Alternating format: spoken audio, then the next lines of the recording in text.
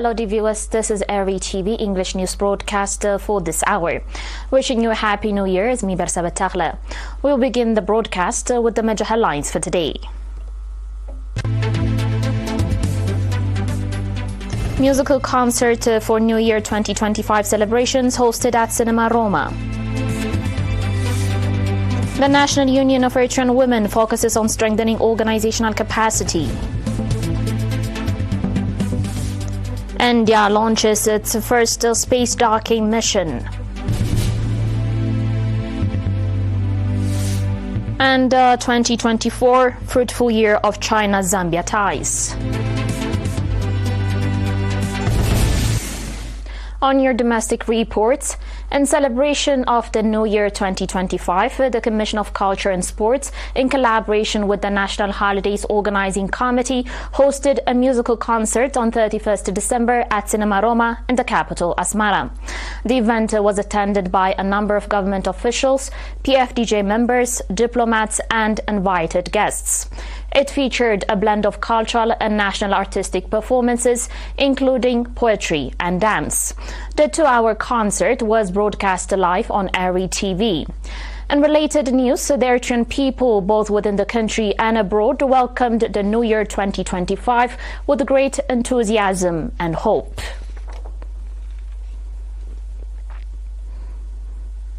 In other news, Mr. Tesfa Mikael, President of the National Union of Eritrean Women, emphasized that the union's key priority in the current era is strengthening its organizational capacity. She made these remarks during an interview with the Eritrean News Agency, or ERINA, yesterday. Mr. further explained that in addition to efforts aimed at raising awareness among its members, the National Union of Eritrean Women is focused on addressing the socioeconomic challenges faced by women.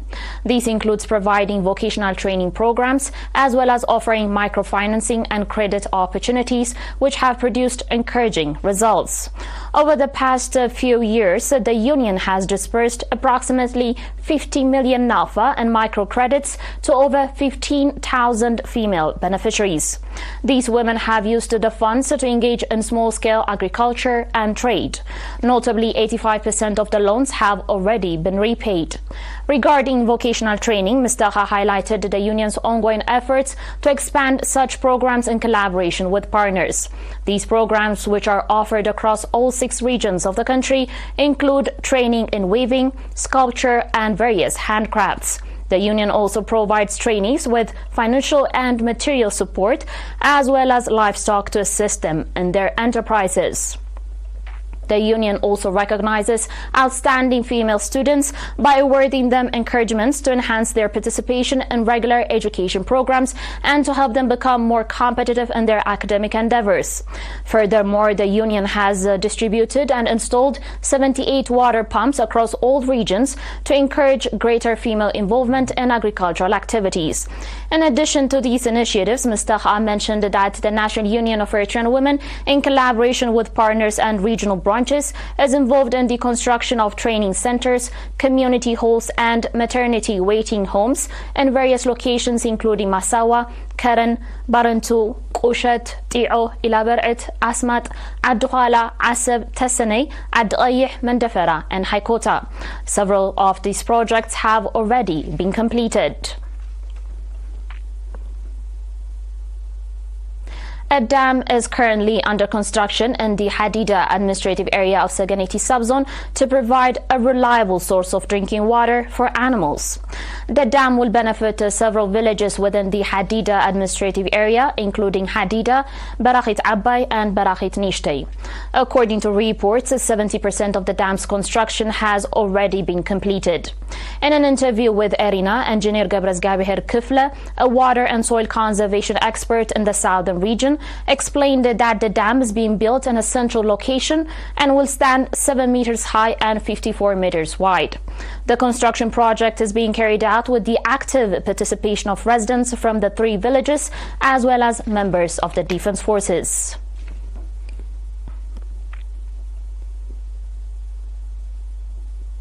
Dear viewers, and now do stay tuned for your international reports and more after the short break.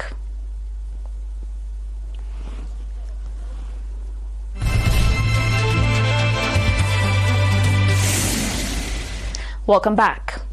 India has launched its first space docking mission on an Indian-made rocket in an attempt to become the fourth country to achieve the advanced technological feat. The mission, called the Space Docking Experiment, lifted off from the Satish Dhawan Space Center in Andhra Pradesh state at 16:30 GMT on Monday, on board the Indian Space Research Organization's workhorse PSLV rocket. After approximately 15 minutes, the mission director called the launch successful, after the PSLV C-60 rocket reached an altitude of about 470 kilometers. The mission is seen as pivotal for future space endeavors, including satellite servicing and the operation of the country's planned space station. And space docking technology is crucial when multiple rocket launches are required to achieve shared mission objectives. The Indian mission involves deploying two small spacecraft, each weighing about 220 kilograms, into a 470-kilometer circular orbit. It will also demonstrate the transfer of electrical power between the docked spacecraft, a capability vital for applications such as in-space robotics, composite spacecraft control, and payload operations following undocking.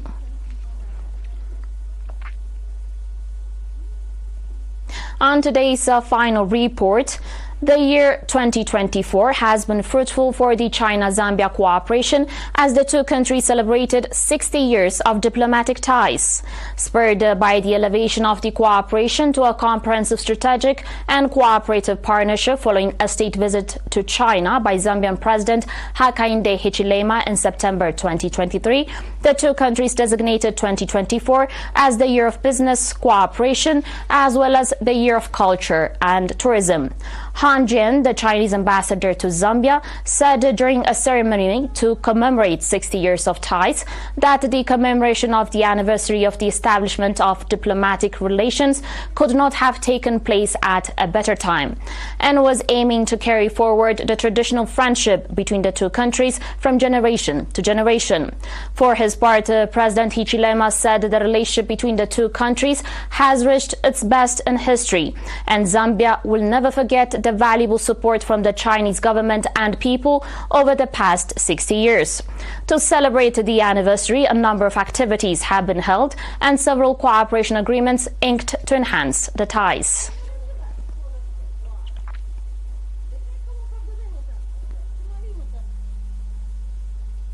That was all with your domestic and international reports. Dear viewers, and now recap of the major headlines.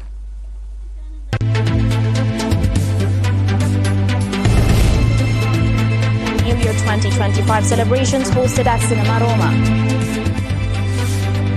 The National Union of Eritrean Women focuses on strengthening organizational capacity. India launches its first space docking mission.